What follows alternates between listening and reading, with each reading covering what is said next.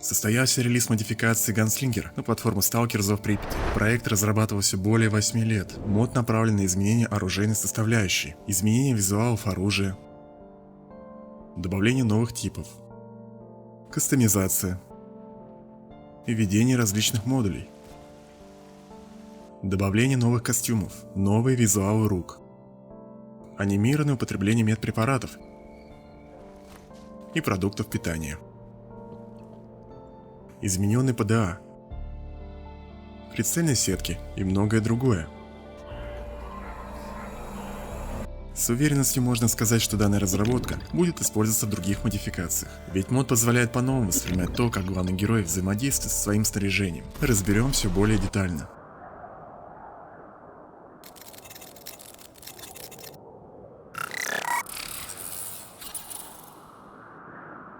Первое, что бросается в глаза, это, конечно же, измененный ПДА. Теперь он имеет 3D модель. Это вид спереди, это вид сзади. Открывать раздел ПДА можно, нажав среднюю кнопку мыши, или же нажав правую.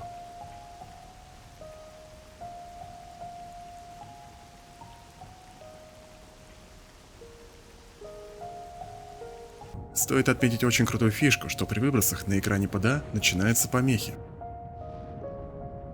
С течением времени их интенсивность увеличивается, и в какой-то момент ПДА вовсе отключается.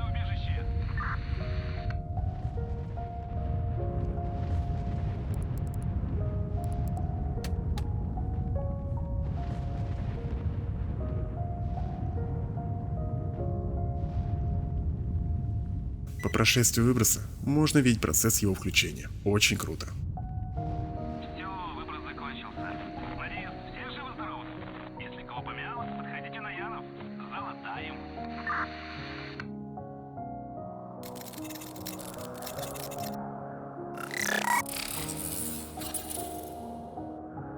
Подвергся переработке и болт, которым игроки могут определять местоположение аномалий. Теперь он стал значительно меньше и проработанней. В остальном механика бросания болта та же, обычный и усиленный бросок.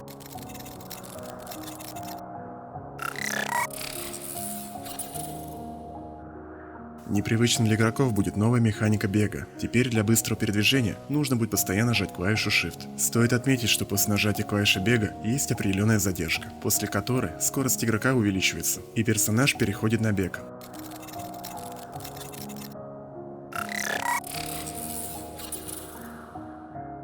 Была переработана механика подбора предметов. Как и ранее, при нажатии на клавишу F мы видим предметы на определенном расстоянии. Однако для того, чтобы их подобрать, нужно будет навести прицел на ту или иную вещь. Как и в случае бега, это дело привычки. Так же, как и смена режимов сесть-встать. Нажимаем Ctrl, герой передвигается в приседе. Снова нажимаем Ctrl, и герой встает. Чтобы сделать совсем низкий присед, нужно после Ctrl дополнительно нажать X.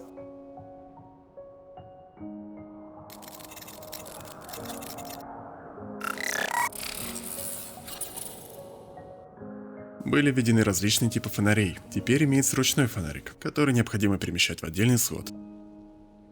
Нажимаем клавишу ща, и он работает. Также есть налобные фонари, однако они имеются не в каждом шлеме. Например, в противогазе его нет, в отличие от тактического шлема. Фонари также появятся и на оружии, но для их получения нужно будет сделать грейд соответствующей пушки. Выглядит потрясно. Для активации фонаря на оружии необходимо нажать клавишу 8.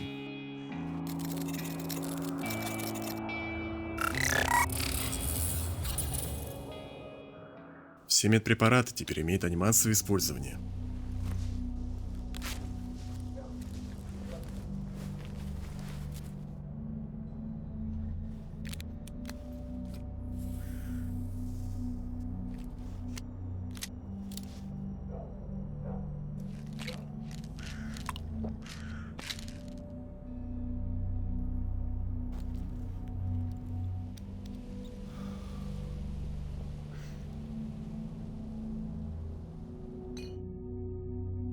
Анимацию использования также получили продукты питания, за исключением тушенки, хлеба и колбасы.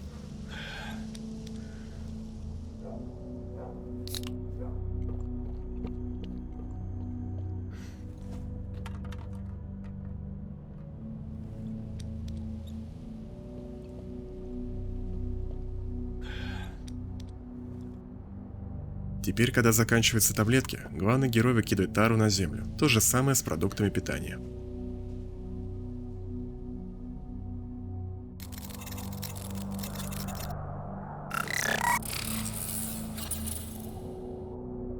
Как и большинство модификаций, ганслингер имеет разные уровни сложности. Будьте готовы, что, поставив уровень сложности мастер, на экране не будет отображаться интерфейс. Посмотреть здоровье и насыщение можно будет только через рюкзак. Иногда экран игры может потемнеть. Это знак того, что необходимо утолить жажду, так что лучше регулярно пить воду.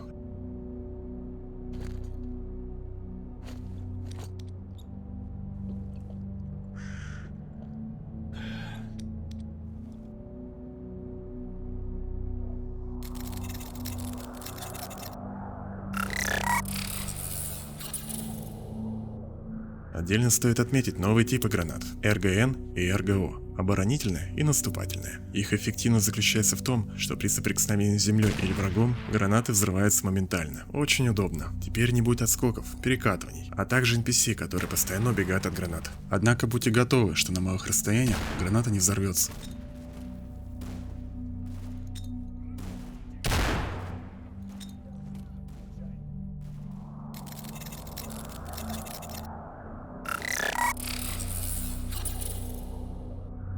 Перейдем к оружейной составляющей. Да, оружия немного, имеется более 40 пушек, но каждый из них при грейде у техников изменяет свой внешний вид. Но где их искать? Разработчики сделали так, что новые вещи будут появляться в продаже у торговцев только после прохождения определенных квестов оригинального Зова Припяти.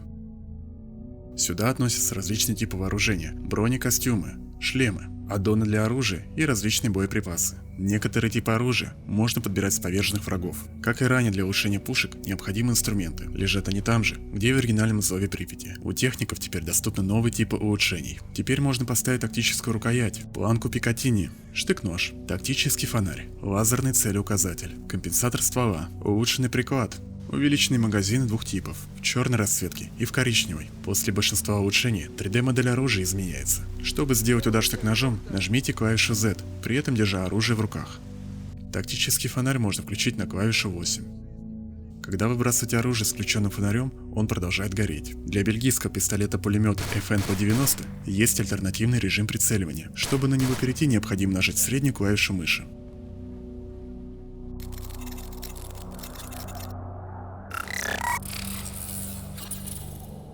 Перейдем к аддонам на оружие. Большинство обвесов появляется в продаже у торговцев после прохождения всех квестов на Затоне и на Юпитере. Стоит отметить, что оптика теперь обзавелась 3D прицелами. Наблюдается потеря кадров в игре при их использовании. Чтобы этого избежать, необходимо зайти в расширенные настройки видео и поставить качество линзы на полную, а фокусировку отключить.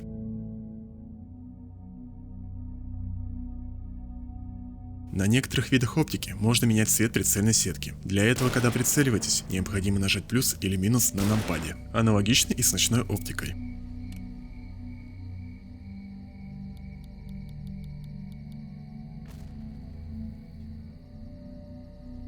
Стоит отметить, что ПНВ в моде выглядит очень круто, но еще круче выглядит экзоскелет.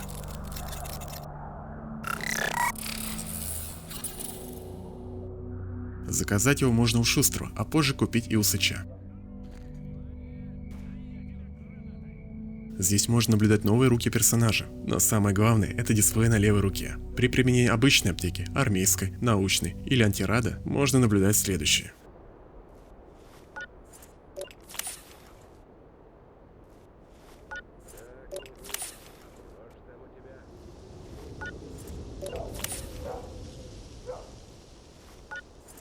Сказать, что это выглядит круто, не сказать ничего.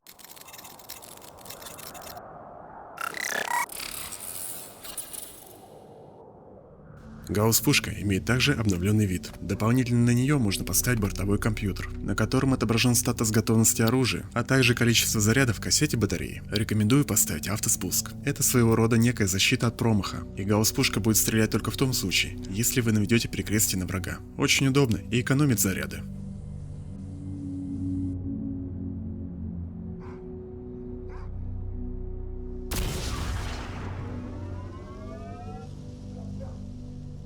Для улучшения гаусс-пушки необходимо будет бегать между двумя техниками – карданом и азотом. Подобно нашему ПДА, во время выброса бортовой компьютер гаусс-пушки начинает сбоить. На экране и в прицеле появляются помехи, и в какой-то момент стрелять становится невозможно. Также помехи можно наблюдать и при работе прибора ночного видения. Однако после выброса все приходит в норму.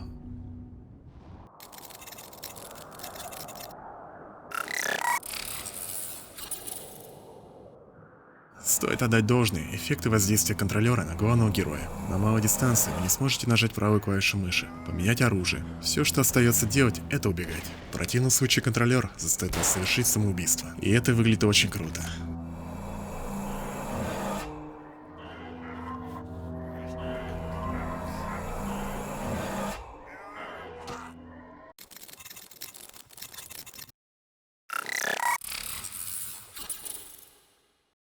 Изменили модель и положение ножа в руках главного героя.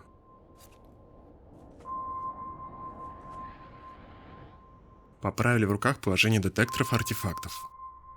Была добавлена возможность производить быстрый удар ножом. Для этого необходимо нажать клавишу Z. Если в руках нет оружия, то производится удар ножом. Если имеется оружие со штык-ножом, то удар производится им.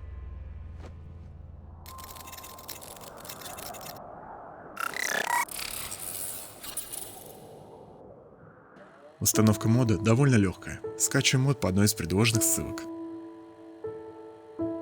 Предварительно необходимо установить Stalkers of Pripyat последний патч, далее разархивировать скачанный файл.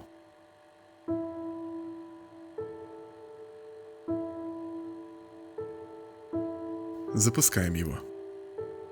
Указываем директорию, в которой установлен Stalkers of Pripyat. Должно получиться что-то такое. Далее открываем папку с модом и видим экзешник Check Updates. Через него будет осуществляться обновление модификации. Теперь не нужно качать различные патчи, фиксы, геймдаты. Нажал, проверил обновление и можно запускать мод. Очень удобная вещь. Также мод можно запускать и через экзешник Play Gunslinger Mod. Также уже вышла адаптация атмосфера, модификация, которая вносит разнообразие в погоду зоны. Установка проще прежней. Скачивайте геймдату атмосфера и кидаете ее в корень Gunslinger мода.